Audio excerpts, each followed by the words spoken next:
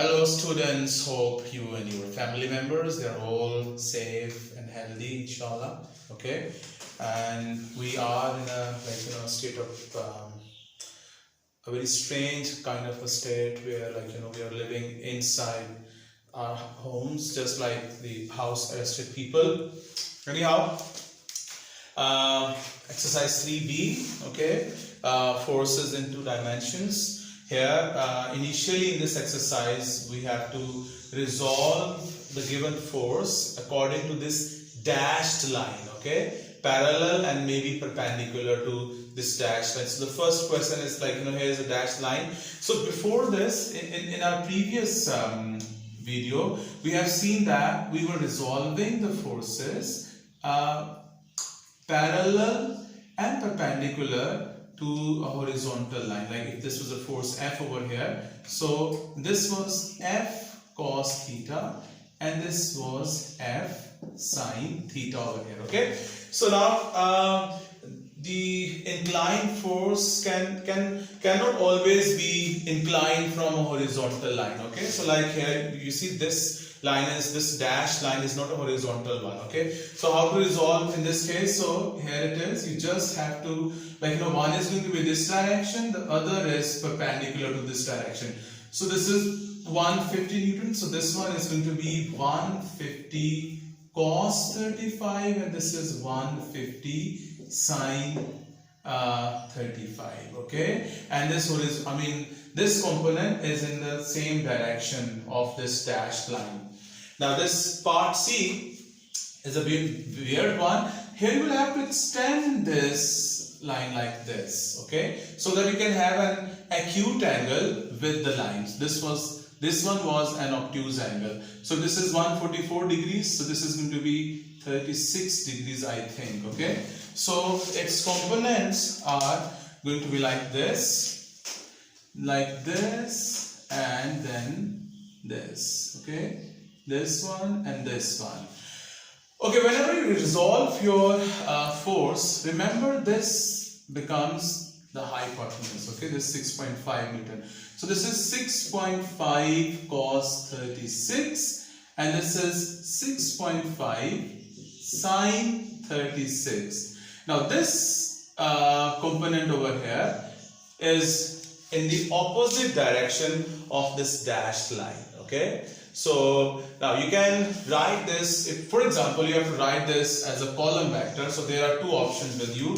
One, you can write it as minus 6.5 cos 36 and then this one is going to be 6.5 sin 36. Okay, and for example if you want to use this angle 144, so you can write the same one as 6.5 cos 144 and 6.5 sin 144.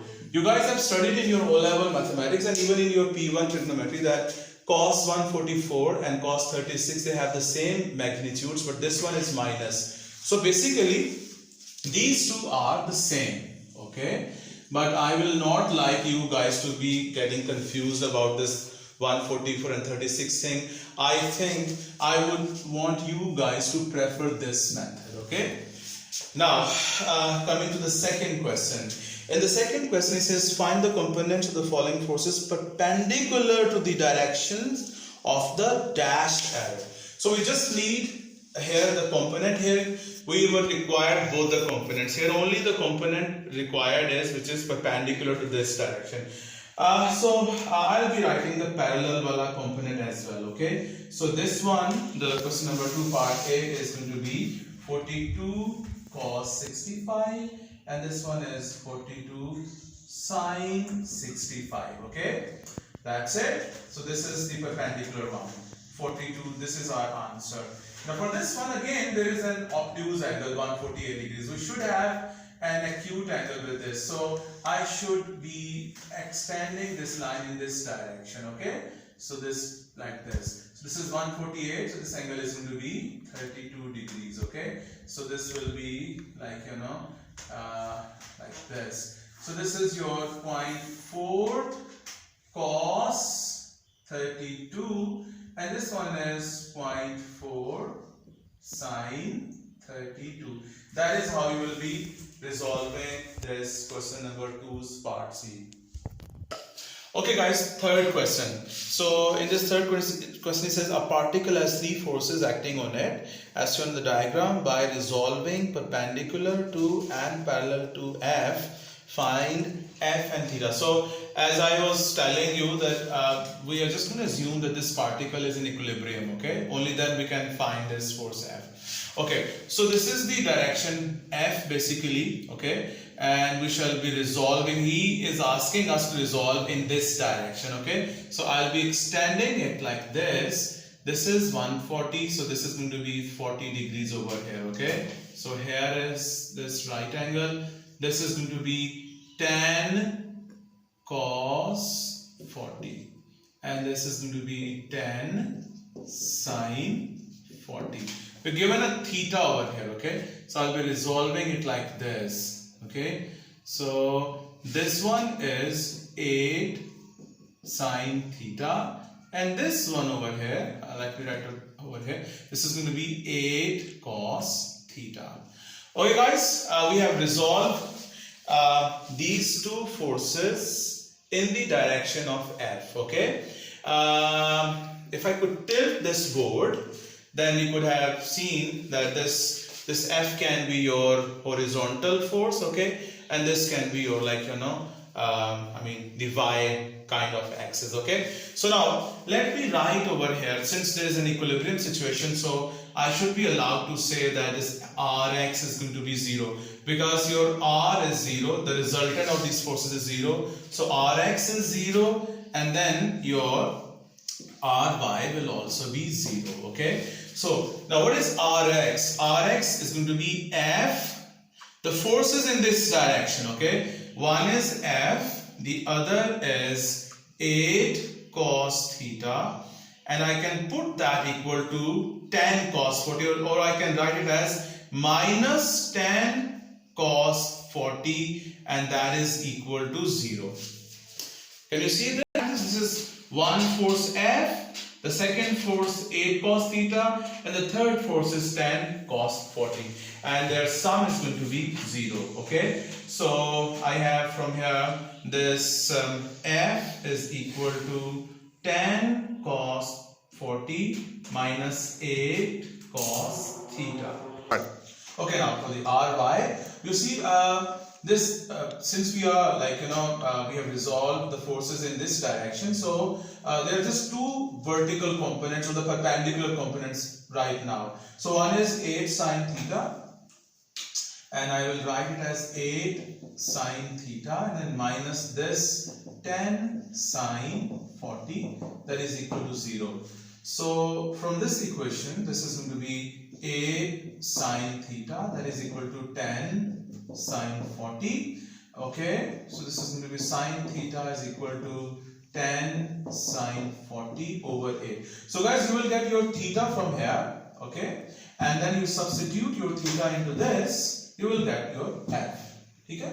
The fourth question that requires your some kind of knowledge on bearings that you have done in your O levels. Okay, let me read this question. It says a boat is held in equilibrium by two tugboats. One pulls with a force of 100 Newton on a bearing of 190 degrees. So I have taken this as the north. Okay, so this is the 100. I have written this 100 degrees. This is the 100 Newton force. And if you see, all this angle is 190 degrees. So that is why I have written here 10 degrees, okay.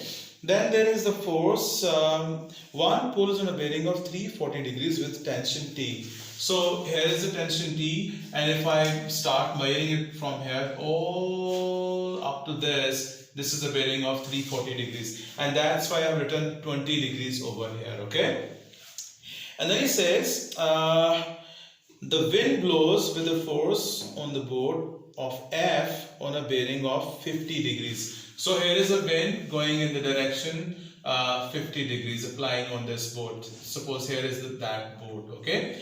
So then he says by resolving perpendicular to T. So we have to, this is our key direction, this T. So we have to resolve this, like if this was not the condition, then you could have resolved it in any direction. Like you could have resolved this. You could have kept this as your x-axis and your y-axis, and this could be done very easily. But now the condition is we have to resolve in this direction t. Okay, so I'm just going to extend this t over here, so that this is our basic direction in which we have to, like with respect to what we have to do all this resolving of the forces. Okay, so what is the use of resolving in one of the directions, parallel or perpendicular? Thing is, you don't have to resolve all the forces. Okay, so we keep one as the key direction. So now we only need to resolve these two forces. If, for example, you had kept this as your basic direction, then you have to resolve all the three forces. Okay, so that is the use. That is basically to save our time. We keep one as a prime basic direction. Okay, so now if you have understood all these angles, now we can easily resolve these forces. First of all, I will be resolving this f, keeping in mind that this angle is now 70 degrees. Okay, so here is your f being resolved. Now this is your f sine 70, and this one is f cos 70. Never forget to put these arrows over here to show the direction. Okay, this was going in this direction. Now for this 100 newtons, we have to see that what is the angle over here. Okay, so now we know that if this is 50 degrees, then all of this angle is going to be